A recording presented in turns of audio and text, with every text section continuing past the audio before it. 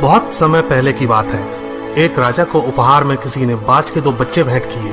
वे बड़ी ही अच्छी नस्ल के थे और राजा ने कभी इससे पहले इतने शानदार बाज नहीं देखे थे। राजा ने उनकी देखभाल के लिए एक अनुभवी आदमी को नियुक्त कर दिया।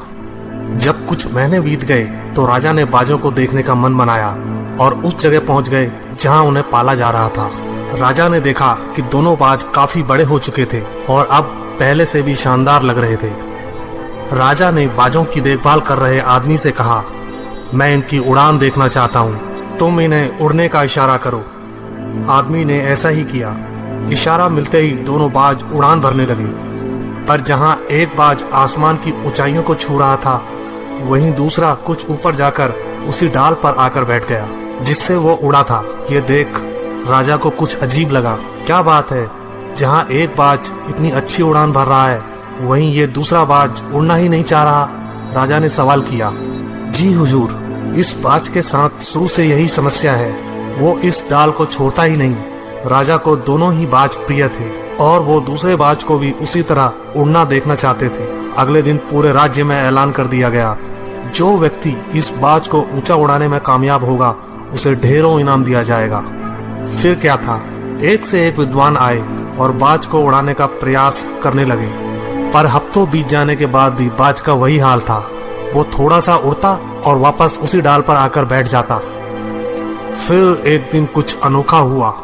राजा ने देखा कि दोनों बाज आसमान में उड़ रहे हैं। उन्हें अपनी आंखों पर यकीन नहीं हुआ और उन्होंने तुरंत उस व्यक्ति का पता लगाने को कहा जिसने ये कारनामा कर दिखाया था। वह व्यक्ति एक किसान था। अगले दिन वह दरबार में हाजिर हुआ। उसे इनाम में स्वर्ण मुद्राएं भेंट करने के बाद राजा ने कहा, मैं तुमसे प्रसन्न हूँ, बस तुम इतना बताओ कि जो काम बड़े बड़े विद्वान नहीं कर पाए वो तुमने कैसे कर दिखाया।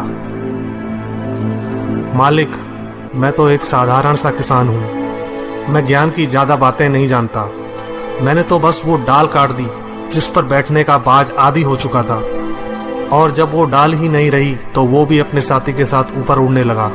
दोस्तों, हम सभी ऊंचा उड़ने के लिए ही बने हैं, लेकिन कई बार हम जो कर रहे होते हैं उसके इतने आदी हो जाते हैं कि अपनी उड़ान भरने की, कुछ बड़ा करने की काबिलियत को भूल जाते हैं। यदि आप भी सालों से किसी ऐसे काम में लगे हैं जो आपके सही पोटेंशियल के मुताबिक नहीं है, तो एक बार जरूर सोचिए कि कहीं आपको भी उस डाल को काटने की जरूरत तो नहीं जिस पर आप बैठे हैं। धन्यवाद दोस्तों।